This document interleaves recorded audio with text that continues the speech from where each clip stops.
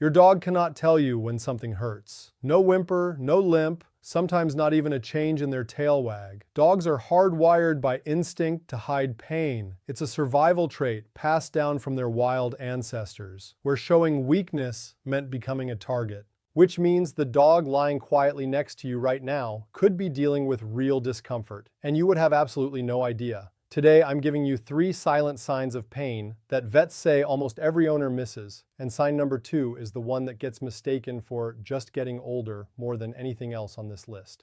Let's start right now with sign number 1 because I don't want you waiting to get this information. Sign number 1, a subtle change in how your dog moves, specifically hesitation before jumping, climbing stairs, or getting into the car.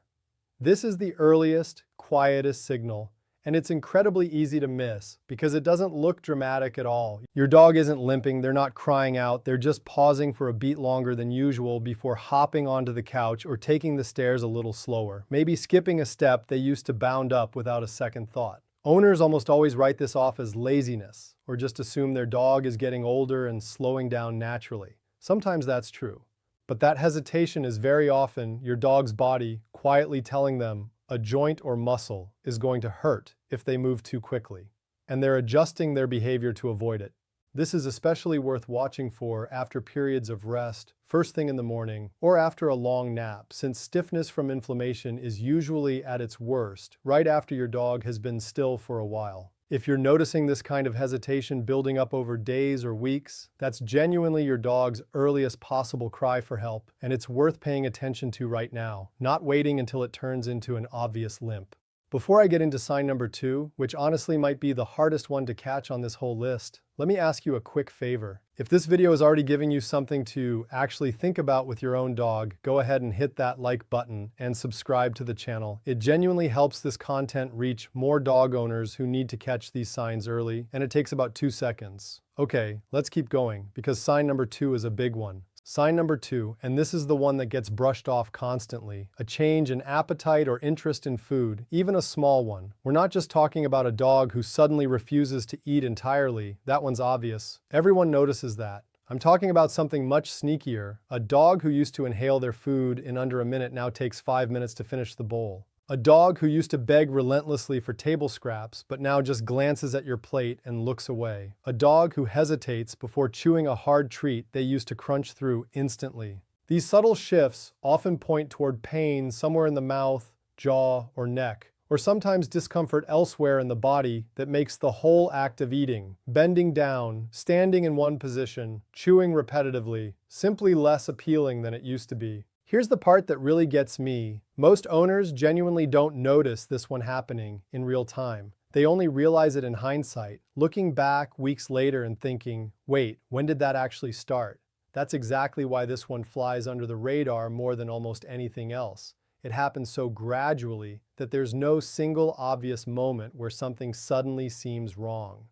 Now, before sign number 3, I want to mention something important because these first 2 signs alone might already sound familiar to some of you watching. And if that's the case, stick around because I'm about to tell you exactly what to actually do about it. Sign number 3, and this might be the most misunderstood one on the entire list, increased clinginess or, on the flip side, a sudden desire to be left completely alone. These sound like opposites, but they're both rooted in the exact same thing, a dog trying to cope with discomfort in the only ways they know how. Some dogs in pain become noticeably more attached, following you from room to room, leaning against your legs, seeking out physical closeness almost like they're looking for comfort or reassurance. Other dogs go in the completely opposite direction, withdrawing to a quiet corner, avoiding being touched or picked up, seeming irritable or even growling when a spot on their body is handled that never used to bother them. Owners almost always interpret the clingy version as extra love, and the withdrawn version as a mood swing or a personality shift, when in both cases, it's often your dog's nervous system responding to pain the only way it knows how. While we're on the topic of things owners miss, there's one more subtle cue worth knowing about, even though it's really an extension of these 3 signs rather than a separate one: your dog's facial expression and breathing while they're resting. Dogs in ongoing discomfort sometimes hold a tighter, tenser expression around the eyes and forehead, almost a slightly furrowed look, compared to their normal relaxed face. You might also notice faster, shallower panting even when it's not hot outside and they haven't been exercising. This is subtle, and it takes knowing your dog's normal resting face fairly well to catch it, but once you start looking for it, it becomes a genuinely useful extra clue alongside the 3 signs we already covered. So here's the real question. What do you actually do if you've just recognized one or more of these 3 signs in your own dog? The first step is simple. Start paying closer attention over the next several days rather than assuming it's nothing.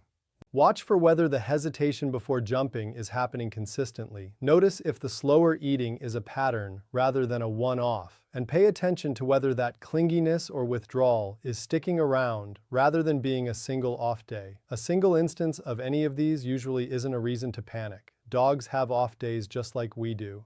But a pattern that holds steady or gets worse over 1 to 2 weeks is genuinely worth a trip to your vet. It also helps to think about timing and triggers. Does the hesitation before jumping happen every single time, or only after a long walk, or only first thing in the morning? Does the appetite change happen with every meal or just with harder, crunchier food specifically? Writing down even a few quick notes on your phone over a week can reveal a pattern that's genuinely hard to notice just from memory. And it gives your vet something concrete to work with rather than a vague, "he's just been acting a little different lately."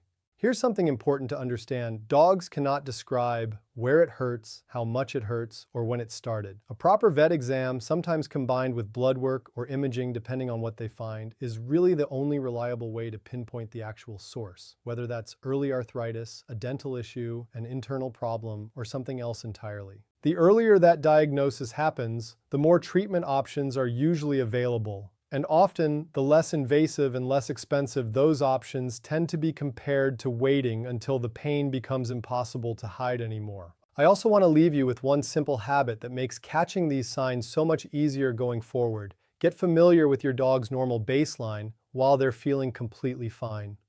Notice how quickly they usually jump onto furniture, how fast they normally finish a meal, how much they typically want to be near you versus off doing their own thing. Once you know what's truly normal for your specific dog, it becomes so much easier to catch the moment something quietly starts to shift, instead of only noticing once it's become impossible to ignore.